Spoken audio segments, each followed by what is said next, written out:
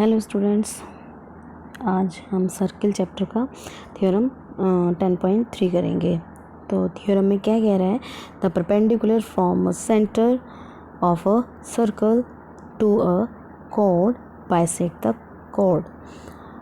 Centre से एक यदि परपेंडिकुलर डाला जाता है, कह रहा है कि यदि किसी कॉर्ड पर सेंटर पे सर्कल की किसी कॉर्ड पर सेंटर से कोई परपेंडिकुलर डाला जाता है, वो उस कोड को बाइसेक्ट करता है, ये इसने बोला है। ठीक है, देख लेते हैं। सबसे पहले गिवन क्या है कि A B O M perpendicular है ए बी पर। ठीक है, और दूसरा क्या बताना है कि ए एम बाइसेक्ट करता है, ए एम इसको बाइसेक्ट करता है, ये हमें बताना है, यानी कि दो बराबर भागों में बांटता है। तो कंस्ट्रक्ट क्या करेंगे? कंस्ट्रक्ट हमने ए से ओ को ज्वाइन किया और इधर से बी को ज्वाइन किया, ए को ज्वाइन किया और बी को ज्वाइन कर लिया। तो हमारे पास दो ट्राइंगल बन के आ गए। एक तो ट्राइंगल हो गया हमारे पास कौन सा, ओ ए ओ एम, और दूसरा ट्राइंगल हो गया एक तो बन गया ए ओ एम और दूसरा बन गया बी ओ एम। ये दो ट्राइंगल बन गए। इन दोनों ट्राइंगल को हम सबसे पहले देखेंगे कि क्या करना है। तो बात करते हैं एंगल की। तो देखिए कि जो आपके पास एंगल एम है, कौन सा, पी एम ओ की बात करें या ए एम ओ की बात करें, दोनों 90 डिग्री का है, क्योंकि दोनों के दोनों मतलब इस पर परपेंडिकुलर डाला गया है। किसी लाइन पर भी यदि परपेंडिकुलर डाला जाता है, वो 90 डिग्री के 90 डिग्री का एंगल बनाता है उस लाइन के साथ में। और दूसरी बात, हमारे पास ओ ए और ओ बी हमारे पास रेडियस है सर्किल की रेडियस है, सेम सर्किल है ये। और ओ एम इस वाले ट्रायंगल में भी आ रहा है, ओ एम इस वाले ट्रायंगल में भी आ रहा है, ये कॉमन हो गया। देखिए यहाँ पे आप बात थोड़ा सा यदि ध्यान दें तो ये 90 डिग्री का एंगल है, तो राइट एंगल ट्रायंगल है। ठीक है, यहाँ पे ये हाइपोटेनियस है। 90 डिग्री के सामने की साइड कौन सी होती है? हाइपोटेनियस होती है। तो ये साइड क्या है? हाइपोटेनियस है। ठीक है, और नेक्स्ट वाली कोई भी साइड हो सकती है। कोई भी साइड कौन सी है? इसकी परपेंडिकुलर साइड है। तो कौन से क्राइटेरिया से? RHS से ये क्या हो गया? कॉन्ग्रेंट हो गया। जब ये RHS से कॉन्ग्रेंट हो गया तो हम इसे बता सकते हैं कि ए बी, हम क्या बता सकते हैं? हम बता सकते हैं A M is equals to B M होगा। क्यों होगा? CPCT से, CPCT से। ठीक है, यही हमें बताना था, यही हमें प्रूफ करना था।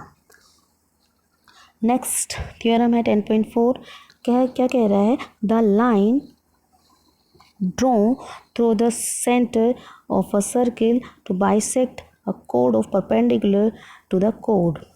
मीन्स कि हमें जस्ट इस जो हमारे 10.3 थ्योरम भी इसका कन्वर्स दिया हुआ है, इसने ये बोला है कि जो लाइन ए बी पर डाली गई है वो परपेंडिकुलर है, ये हमें बताना है।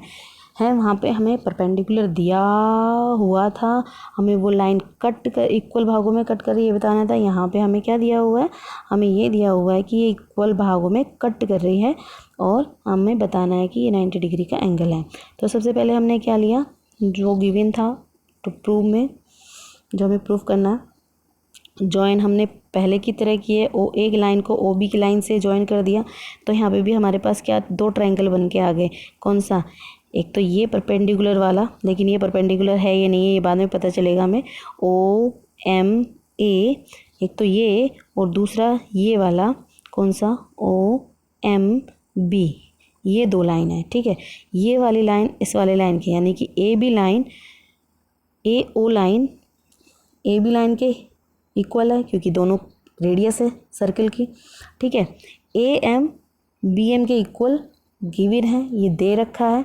ठीक है, और ओ एम दोनों में कॉमन है। ओ एम एक ही लाइन है, ओ एम यहाँ पे भी एक ही लाइन है। ये मैंने थोड़ा सा अलग पार्ट कर लिया, यदि हम इसे खिसका के एक साथ इकट्ठा कर दें तो ये एक ही ट्रायंगल बन जाएगा, जैसे कि हमारे पास यहाँ पे ट्रायंगल बना हुआ है। ओके, तो ये भी साइड है हमारे पास, ये भी साइड है। ठीक है, और ये भी साइड है और ये भी साइड है, तो हमारे पास साइड साइड साइड से क्या, ये दोनों ट्राइंगल क्या हो गए, कॉन्ग्रुएंट हो गए। तब हम क्या कह सकते हैं कि इसके बाकी कॉरस्पॉन्डिंग पार्ट इसके क्या होंगे, इक्वल होंगे। तो साइड साइड साइड तो हमने बता ही दी, बाकी एंगल बचे तो इसके एंगल भी क्या होंगे, इक्वल होंगे। तो हमने कौन सा एंगल लिया, OMA इज इक्वल्स टू लिया OMB, हमें इसी को बताना था इसलिए हमने ये ले लिया सबसे पहले। तो ये दोनों एंगल इक्वल होंगे CPCT से। तो क्योंकि AB एक लाइन है इसीलिए एक लीनियर पेयर बनाएगा ये एंगल OMA के साथ में और OMB के साथ में, ये एक लीनियर पेयर बनाएगा जो कि 180 के इक्वल होगा। लीनियर पेयर सेम, एक लाइन पे जब दो एंगल कट करते हैं तो इन दोनों का सम कितना होता है, 180 होता है। तो यही वाला लीनियर पेयर बनाएगा। तो ये वाला एंगल, ये दोनों इक्वल भी हैं, तो हमने एक की जगह दूसरा रख दिया, OMB की जगह रख दिया हमने, A की जगह रख दिया B, ठीक है, ये रख दिया। तो ये आ जाएगा OMB इज इक्वल्स टू 90। तो हम क्या कह सकते हैं, OMAB पर क्या है, परपेंडिकुलर है। ओके, अब बात करते हैं थ्योरम 10.5 की। थ्योरम 10.5 क्या कह रही है कि कोई भी नॉन कोलिनियर पॉइंट, मतलब एक ही लाइन में नहीं आने वाले तीन कोई भी पॉइंट, 1 2 और ये 3, कोई भी 3 पॉइंट एक ही सर्कल से होके जाते हैं, कोई दूसरा सर्कल एक ही सर्कल से होते हुए, सिर्फ एक ही सर्कल उससे होते हुए जा सकता है। तो यदि हम इन तीनों पॉइंट को कलेक्ट करें तो ये तीनों पॉइंट एक ही सर्कल से होते हुए जाते हैं। यदि हम कोई दूसरा सर्कल बनाएंगे तो कोई 2 ही पॉइंट इसको कांटेक्ट में रखेंगे, तीसरा पॉइंट इसके अंदर नहीं आएगा। यानी कि कोई भी किसी भी सर्कल के अंदर जो कि नॉन कोलिनियर पॉइंट हों वो एक ही सर्कल के अंदर आ सकते हैं। यदि हम इसे दूसरा सर्कल बनाने की कोशिश भी करेंगे तो दूसरा सर्कल सिर्फ 2 ही पॉइंट से बनेगा, तीसरे पॉइंट को लेकर नहीं आएगा। यहाँ कह सकते हैं, फिर सीधे सीधे हम यही कह सकते हैं कि किन्हीं भी 2 नॉन कोलिनियर पॉइंट से बनने वाला एक ही सर्कल हो सकता है। ठीक है, सिर्फ यही इसमें बताना था, वो हमें रिप्रेजेंट करके दिखाना था, वो हमने बता दिया है। ठीक है, नेक्स्ट क्वेश्चन क्या कह रहा है, कह रहा है कि draw different pair of circle हमें बताने, अलग अलग पेयर ऑफ सर्किल बताने, और बोल रहे हैं कि कितने पॉइंट्स पे वो कट करेगा, कितने कॉमन पॉइंट होंगे। ठीक है, और लास्ट में पूछा है what is the maximum number of common point, कितने सबसे ज़्यादा maximum number of common point कितने होंगे। अब देख लीजिए, 3 तरीके से सर्किल बनाए हम, 3 तरीके से ही बना सकते हैं सर्किल।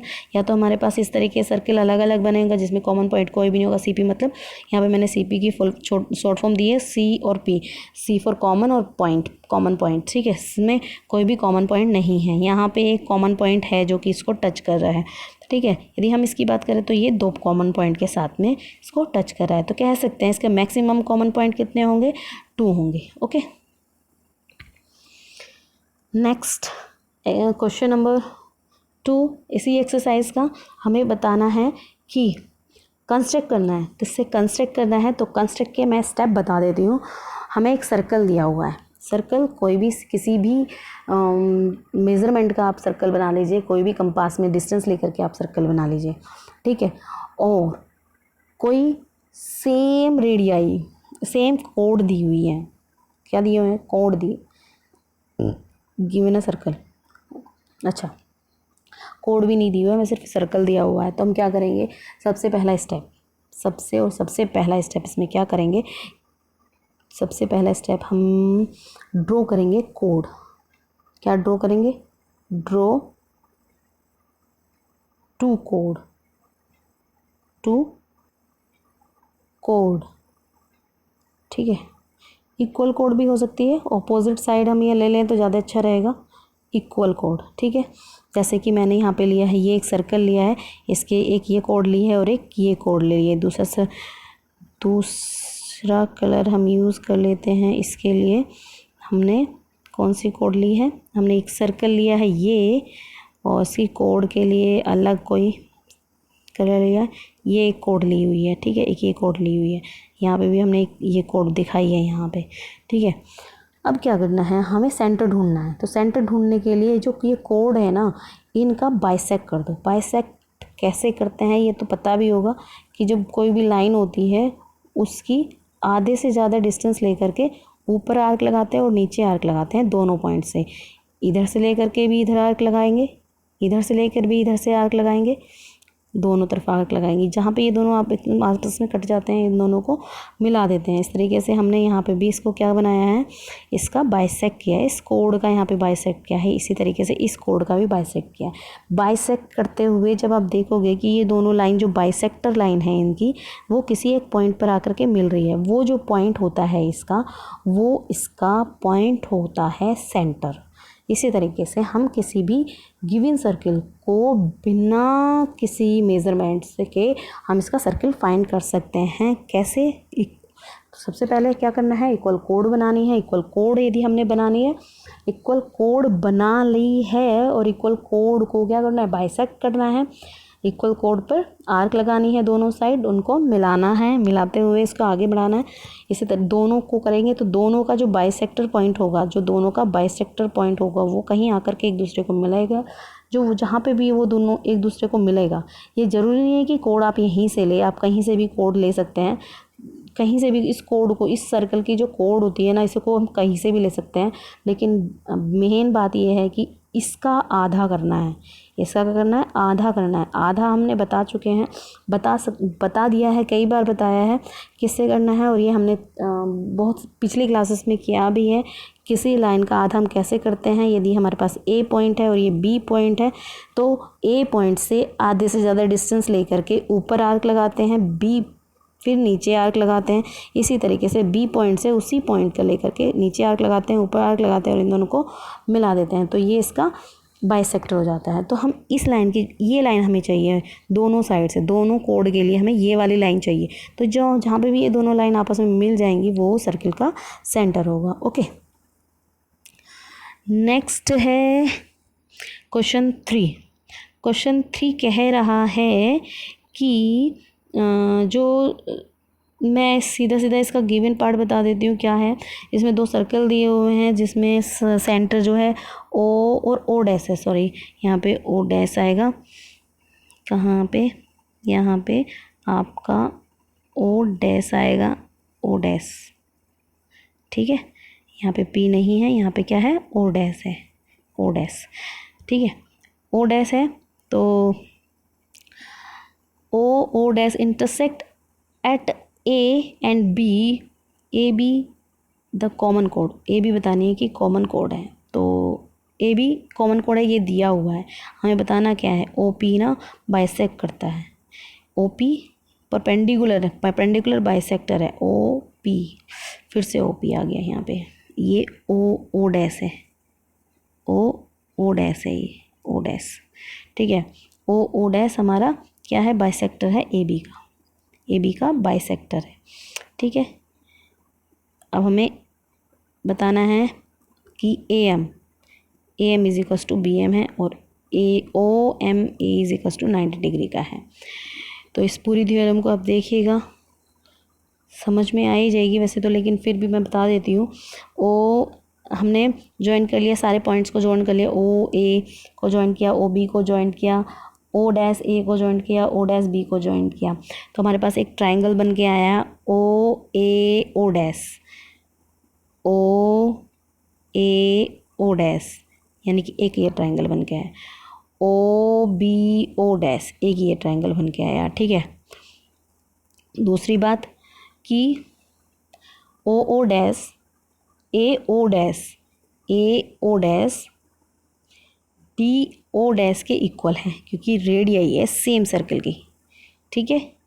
इसी तरीके से ए ओ बी ओ के इक्वल है, ये भी रेडियई है, ठीक है।